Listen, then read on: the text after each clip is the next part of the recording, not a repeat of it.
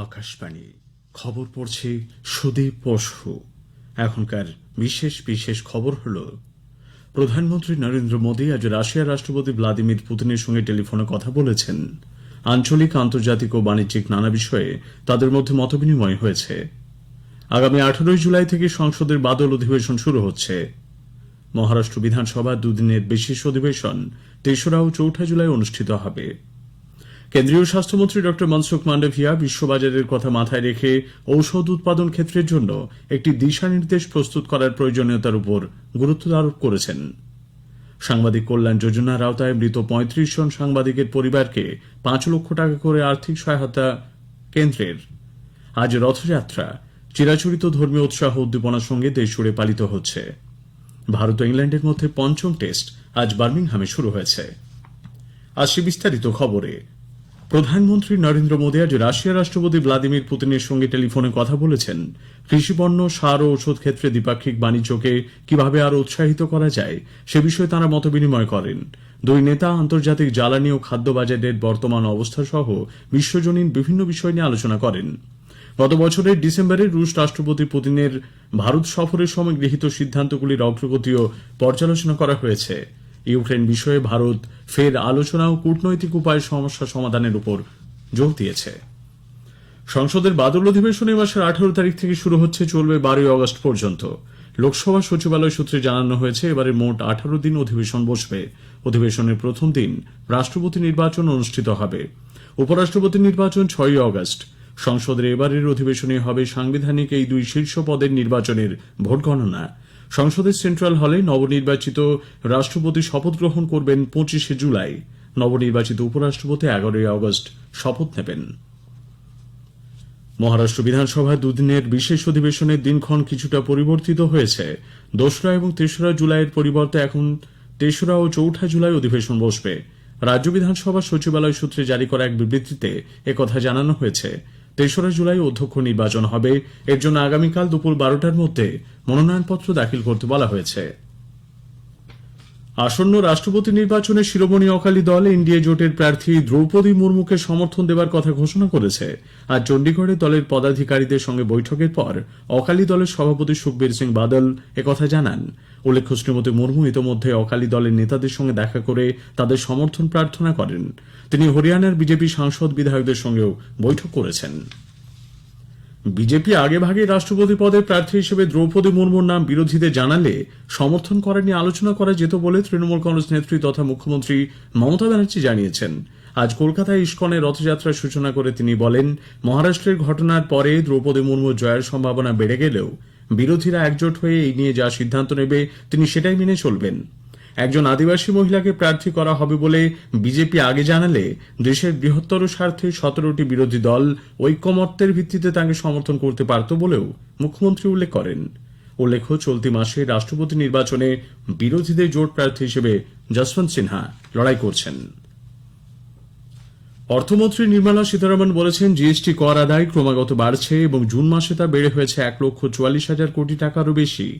নতুন দিল্লিতে পঞ্চম পণ্য পরিষেবা কর জিএসটি দিবস উপলক্ষে তিনি বলেন, চলতি বছরে এপ্রিলের পর জুন মাসে জিএসটি আদায় সবচেয়ে বেশি বেড়েছে। জিএসটি অনেকগুলি কর সংক্রান্ত সমস্যা দূর করেছে বলেও তিনি উল্লেখ করেন। অর্থ প্রতিমন্ত্রী পঙ্কজ চৌধুরী বলেন, জিএসটি কর ব্যবস্থায় বেশ কিছু সংস্কার করা হয়েছে। এক দেশ এক করের ধারণাকে সফলভাবে বাস্তবায়নের জন্য তিনি করদাতা ও কর্তৃপক্ষকে অভিনন্দন জানান। প্রধানমন্ত্রী নরেন্দ্র মোদী পণ্য পরিষেবা কর জিএসটির 5 বছর পূর্তি উপলক্ষে এই ব্যবস্থার প্রশংসা করেছেন। প্রধানমন্ত্রী বলেন, এটি একটি বড় আকারের কর সংস্কার। জিএসটি চালু হওয়ার ফলে একদিকে যেমন ব্যবসা করা সহজতর হয়েছে, তেমনি এক দেশ এক কর ব্যবস্থার স্বপ্ন বাস্তবায়িত হল। কেন্দ্রীয় স্বাস্থ্যমন্ত্রী ড মনসুখ মান্ডভিয়া আন্তর্জাতিক বাণিজ্য, দেশীয় শিল্প এবং বিশ্ববাজারের কথা মাথায় রেখে ঔষধ উৎপাদন ক্ষেত্রের জন্য একটি দিশানির্দেশ প্রস্তুত করার প্রয়োজনীয়তার উপর জোর দিয়েছেন। আজ নতুন দিল্লিতে ইন্ডিয়ান ফার্মাকোপোইয়া কমিশন কনফারেন্স 2022-এ পৌরোহিত্য করে তিনি বলেন, চিকিৎসা সরঞ্জাম, টিকা, ওষুধ সরঞ্জামের মান বজায় রেখে সুস্থ সমৃদ্ধ ভারত গড়ে তোলার জন্য ফার্মাকোপোইয়া গুরুত্বপূর্ণ। ড মান্ডভিয়া বলেন, জেনেরিক ওষুধ উৎপাদনে অগ্রণী ভূমিকা পালনের মাধ্যমে বিশ্বের কাছে সাশ্রয়ী মূল্যের ওষুধ পৌঁছে দিয়ে ভারত দুনিয়ার ওষুধ কেন্দ্র হয়ে উঠেছে। প্রতিরক্ষা গবেষণা ও উন্নয়ন সংস্থা ডিআরডিও আজ কর্ণাটকের চিত্রদুর্গে পরীক্ষা কেন্দ্র থেকে autonomous flying wing technology demonstrator প্রযুক্তির সফল পরীক্ষা চালিয়েছে। চালকবিহীন লড়াকু আকাশযান পরিচালনার ক্ষেত্রে এই প্রযুক্তি সহায়ক হবে। এই যানটি চালিত হয় একটি ছোট টার্বোফ্যান ইঞ্জিনের মাধ্যমে। সাফল্যের জন্য ডিআরডিওকে অভিনন্দন জানান প্রতিরক্ষামন্ত্রী রাজনাথ সিং। তিনি বলেন, এই সাফল্য গুরুত্বপূর্ণ সামরিক সরঞ্জাম উৎপাদনে আত্মনির্ভর ভারতের পথ প্রশস্ত করবে। খবর শুনছেন আকাশবাণী থেকে। দেশে দৈনিক করোনা সংক্রমণ ও মৃত্যু আজ কিছুটা কমেছে। কেন্দ্রীয় স্বাস্থ্য মন্ত্রকের আজ সকালের রিপোর্ট অনুযায়ী একদিনে নতুন করে সংক্রমিত 17,070 জন। গতকাল এই সংখ্যা ছিল 18,819। এই সময় মৃত্যু হয়েছে 23 জনের। একদিনে সুস্থ হয়েছেন 14,413 জন। আরোগ্যের হার বর্তমানে দাঁড়িয়েছে 98.55%। পশ্চিমবঙ্গে দৈনিক করোনা সংক্রমণ 1700 ছাড়িয়েছে। দৈনিক সংক্রমণ হার পেরিয়েছে 14%। রাজ্য স্বাস্থ্য দপ্তরের আজ সন্ধ্যার বুলেটিন অনুযায়ী 24 ঘন্টায় নতুন করে আক্রান্ত 1,739 জন। গতকাল এই সংখ্যা ছিল 1,524। দৈনিক সংক্রমণ হার বেড়ে হয়েছে 14.72%। আরোগ্যের হার আরও কমে 98.55% দাঁড়িয়েছে। কেন্দ্রীয় সরকার কোভিডে আক্রান্ত হয়ে প্রাণ হারানো 16 জন সহ নিহত 35 জন সাংবাদিকের পরিবারকে আর্থিক সহায়তা দিতে সাংবাদিক কল্যাণ যোজনা কমিটির প্রস্তাব অনুমোদন করেছে। পরিবারগুলিকে 5 লক্ষ টাকা পর্যন্ত আর্থিক সহায়তা দেওয়া হবে। তথ্য সম্প্রচার মন্ত্রকের সচিব অপূর্ব চন্দ্রের নেতৃত্বে গঠিত কমিটি নির্ধারিত পদ্ধতি মেনে স্থায়ীভাবে অক্ষম 2 সাংবাদিক এবং 5 জন অসুস্থ সাংবাদিককেও সহায়তা করার সুপারিশ করেছে। এদিনের বৈঠকে মোট 1,81 লক্ষ টাকা সহায়তা অনুমোদন করেছে কমিটি। এই প্রকল্পের আওতায় এ পর্যন্ত কোভিডে প্রাণ হারানো 123 জন সাংবাদিকের পরিবারকে সহায়তা প্রদান করা হল। কেবলমাত্র গত আর্থিক বছরেই বিভিন্ন বিভাগে 134 জন সাংবাদিক ও তাদের পরিবারগুলিকে 6,47 লক্ষ টাকা অর্থ সহায়তা দেওয়া হয়েছে। প্রেস ইনফরমেশন ব্যুরোর principal director general Joydeep Bhatnagar, তথ্য সম্প্রচার মন্ত্রকের যুগ্ম সচিব এবং সাংবাদিক প্রতিনিধিরা জেডব্লিউএস কমিটির বৈঠকে উপস্থিত ছিলেন। মণিপুরের ননি জেলায় ভূমিধসে মৃতের সংখ্যা বেড়ে 20 হয়েছে। মাটি সরিয়ে এ পর্যন্ত 13 জন টেরিটোরিয়াল সেনাকর্মী এবং 5 অসামরিক ব্যক্তিকে উদ্ধার করেছে বাহিনী। ঘটনাস্থলে ত্রাণ ও উদ্ধার কাজে গতি বাড়ানো হয়েছে। সেনা, অসম রাইফেলস, এনডিআরএফ, এসডিআরএফ, সিআরপিএফ, সেনার চিকিৎসক দল, স্থানীয় গ্রামবাসী, পুলিশ বাহিনীর জওয়ানরা দিনরাত কাজ করে চলেছেন। আনানো হয়েছে থ্রু ওয়াল রেডার বা TWR ক্যামেরাও। 20টির বেশি মৃত্তিকা খননকারী যন্ত্র ধস সরানোর কাজ করছে। ভয়াবহ ধসে 80 জনেরও বেশি মাটি চাপা পড়ে গেছেন বলে আশঙ্কা করা হচ্ছে। মণিপুরের মুখ্যমন্ত্রী এন বীরেন সিং মন্ত্রিসভার সদস্যদের নিয়ে ঘটনাস্থল ঘুরে দেখেছেন। এদিকে মণিপুরের ওই ভূমিধসে মৃতদের মধ্যে 9 জন জওয়ানই এ রাজ্যের। মুখ্যমন্ত্রী মমতা ব্যানার্জি আজ টুইট করে জানান, ওই 9 জওয়ান দার্জিলিং এর 107 টেরিটোরিয়াল আর্মি ইউনিটের। শহীদ জওয়ানদের পরিবারের প্রতি সমবেদনা জানিয়ে তিনি শোক প্রকাশ করেন। চিরাচরিত উৎসাহ উদ্দীপনার সঙ্গে ওড়িশার পবিত্র শহর পুরীতে বিশ্ববিখ্যাত জগন্নাথ দেবের রথযাত্রা উদযাপিত হচ্ছে।